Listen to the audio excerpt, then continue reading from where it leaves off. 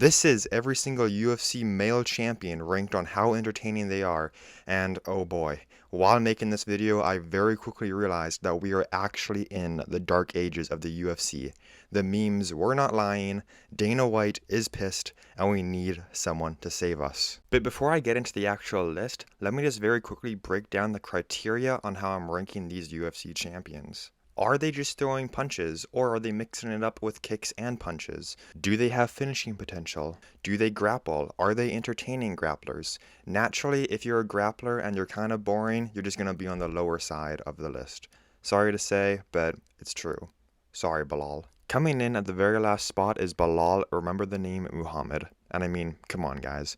I think he might be last on every single entertainment list on YouTube, and you've clicked on this video knowing Bilal was going to be last place. And it's not rocket science on why he's so boring. He just doesn't have finishing potential.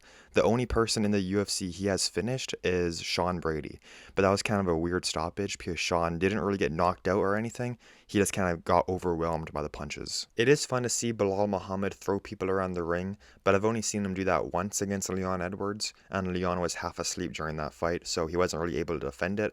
I doubt he'll be able to do that to anyone else. And when he does get you to the ground, he doesn't really do anything. He just holds you down there until the end of the round. So he pretty much just buys his time until the decision happens. Plus, I mean, come on guys. Look at Bilal Muhammad. It is so clear he is on steroids. He's gone through 2 body transformations in his entire career. So if you're going to cheat and use steroids, at least be a little bit entertaining. Next at number 7 is Big Ink. Magomed Ankalaev. Once in a blue moon, he might get a cool finish on someone. He might knock them out. He's probably not going to take them down and submit them because he's not good at the one thing Dagestani wrestlers are supposed to be good at. His fighting style is actually somewhat similar to Sean Strickland's, where he'll just walk you down, pressure you the entire fight to make you gas out. It is pretty boring, and he's most likely not going to finish you unless you're not careful. And sadly, he did beat Alex Pereira in their fight. I know, I wish Alex won. I don't know why people are saying that Alex won that fight though. He simply didn't. He didn't do enough. He got pressured for most of the fight. But that being said, it does suck that Ankalaev had to hold him up against the cage for the entirety of the 4th round to win. I wish he won a different way instead of doing that at the highest level, but it is what it is. Next up is Merab Dvalishvili. Now, he just holds people up against the fence for the most part, but he is slowly getting more entertaining since he's getting better at striking. He'll actually stand with people for a lot of the round. Yes, he will continue to shoot 20 takedowns per round, but it's actually kind of fun just to see his infinite gas tank hold up for the entire 5 rounds. And I don't know about you guys, but his fight with Umar was actually very entertaining. When he starts emoting on Umar when he gets tired, that stuff's awesome. But when you're watching a Merab fight, you know for a fact that he's not going to get a knockout or even a submission. Maybe one day, maybe. He is getting better at striking, so maybe he'll knock someone out. He did badly hurt Umar in the 5th round, but we'll see. He is getting better, so maybe. Next up is Alexandre Pantoja. Now, he definitely gets way too much hate. I watched the Steve Erceg fight in preparation for this video, and guys, Pantoja won that fight. Yes, it was very close, but he won the 5th round, and that's what it came down to. But here's the thing about Pantoja. When he shoots takedowns and gets them on you, he'll just kind of lay on top of you and just wait for you to make a mistake and try to scramble out of it so he can scramble onto your back and choke you out. That's why he's kind of boring, because he just kind of stays there. To be fair, Islam does the exact same thing. He'll just stay there and wait for you to make the mistake. It's just a lot less noticeable with Islam because everyone's so afraid of his ground game, they just want to get up as fast as possible, leading to them making more mistakes. So you don't see it as much. But that's enough Islam talk. We'll get to him in a few minutes. But with Pantoja, other than the stuff I just said, he's pretty entertaining on the feet. Just watching him fight, you can see how technical he really is. He will rush in, throw kicks to the body, knees, pretty much everything, except head kicks, I think. Next up is Islam Makhachev. Islam is by far the most entertaining Dagestani wrestler we have ever seen in the UFC. He's not like Khabib where he'll just wrestle you. He'll actually stand and fight you. We saw him head kick Volkanovski. We saw him stand with Dustin. We saw him TKO Bobby Green and submit Dan Hooker in the 1st round. He also submitted Manny Moicano in the 1st round. And at this moment, he's probably pound for pound #1 in the UFC. He's just like the perfect fighter. He's a good striker, good wrestler. He can just do anything. and he's by far the lightweight GOAT as of this moment. And now at number 3, we have the heavyweight champion, Tom Aspinall. Going into a Tom Aspinall fight, it's like what a heavyweight fight should be. You know there's going to be a knockout in the first round. It's not like these other heavyweight fights we've been having recently, where it's just two fat guys laying on top of each other the entire time. Tom Aspinall can flatline people and choke them out. His last 5 wins have been all in the first round. I think most of them have been under 2 minutes as well, which is kind of insane to think about. He's completely cleared out his division. And I really hope he fights John Jones. I think that would be a fun fight, and I think Tom Aspinall would knock out Jones, which wouldn't be too bad. But at the end of the day, he doesn't really throw any kicks, which to be fair, most heavyweights don't throw kicks. And he is just kind of a jump in, 1-2, jump back out type guy. He just pretty much does that, and it works for him. And he's probably the fastest heavyweight we've ever seen.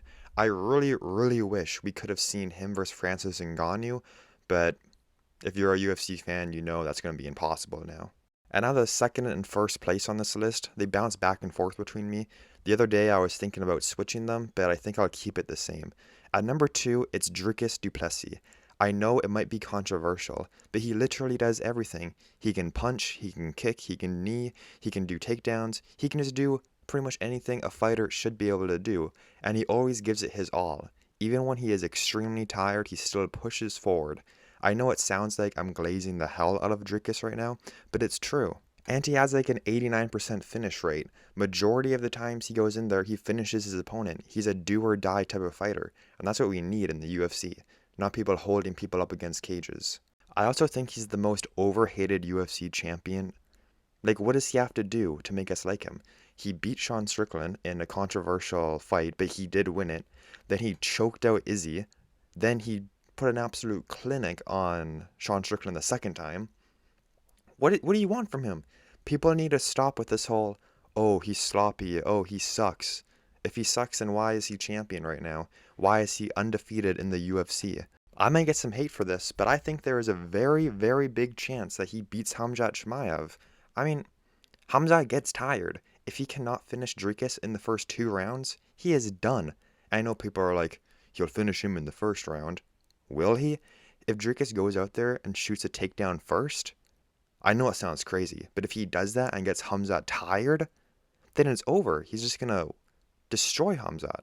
And now finally coming in at number 1 is Alex Pereira. It would be Alex if he was still champion. But sadly, Ankalaev won, like I said earlier. But the real number 1 is Ilia Topuria. Whenever you go into an Ilia fight, you know for a fact you're going to see some crisp, technical boxing. And there's a good chance you see him flatline someone. He just flatlined 2 of the greatest featherweights ever, back to back. Now he's talking about moving up to fight Islam. I don't know if he beats Islam, but he could.